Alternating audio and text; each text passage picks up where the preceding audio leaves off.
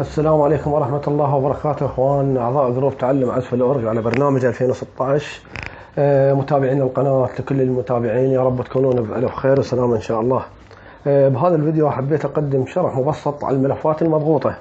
الكثير من اخواننا من يحمل ملف كان يكون سيت او اصوات او ايقاعات، راح يجاء عبارة عن ملف مضغوط وراح يصير عنده اشكال باستخراج هذا الملف.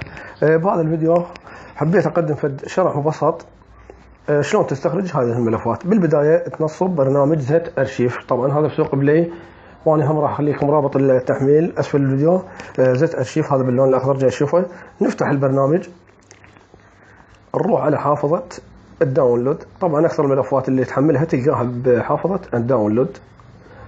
نفتح الحافظه هاي، مثلا نضرب مثال على اصوات كورج.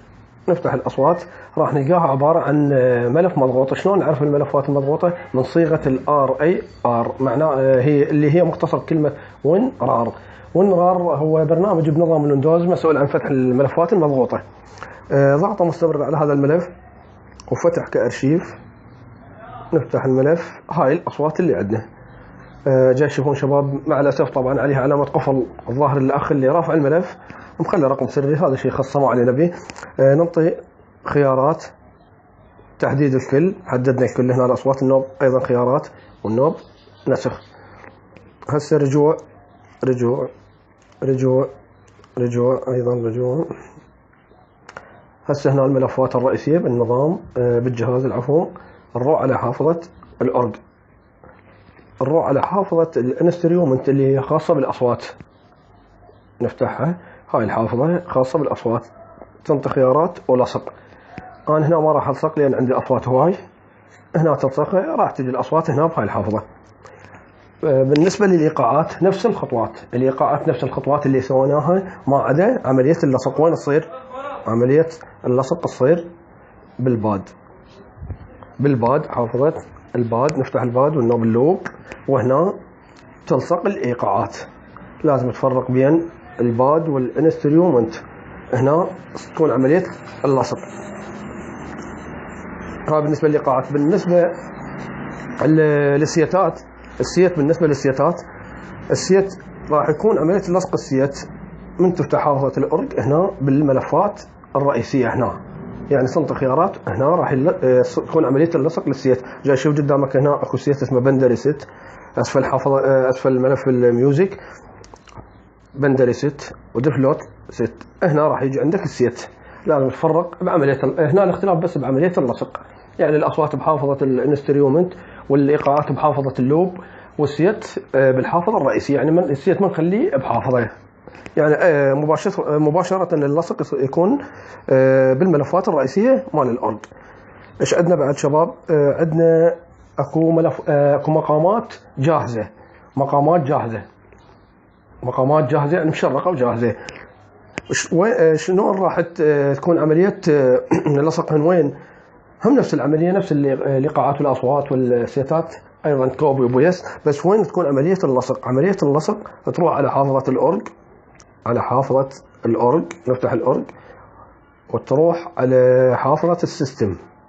جاي شوف كلها مقامات مشرقه اللي تجي البرنامج. طبعا البرنامج تجي هاي مقامات. هنا راح تكون عمليه اللصق، لصق المقامات الجاهزه.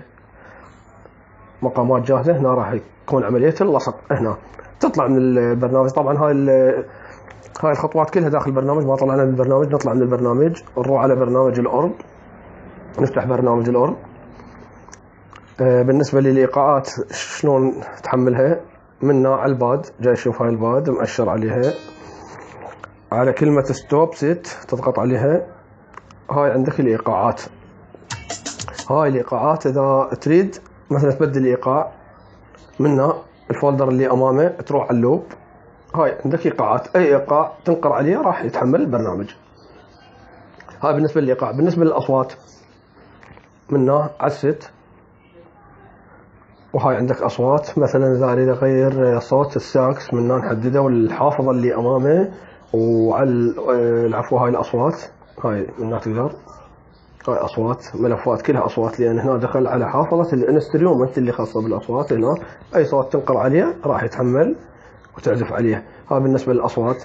بالنسبه للسيتات، شلون تحمل السيت البرنامج؟ السيت تحمله عن طريق الضغط على هذا الفولدر، جاي تشوفه بالشاشه الزرقاء، نضغط عليه وكلمه لود ست، يعني تحميل سيت. تحميل سيت، اعيدها،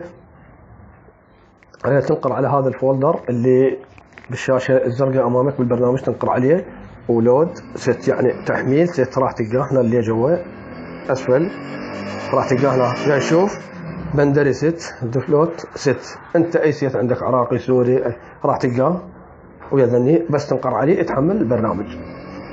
طبعا شباب، ما ادري بعد اللي هنا وينتهي الفيديو. واي اشكال، اي غموض، اترك تعليق اسفل الفيديو وانا بخدمتك ان شاء الله. خادمكم سعد الزبيدي.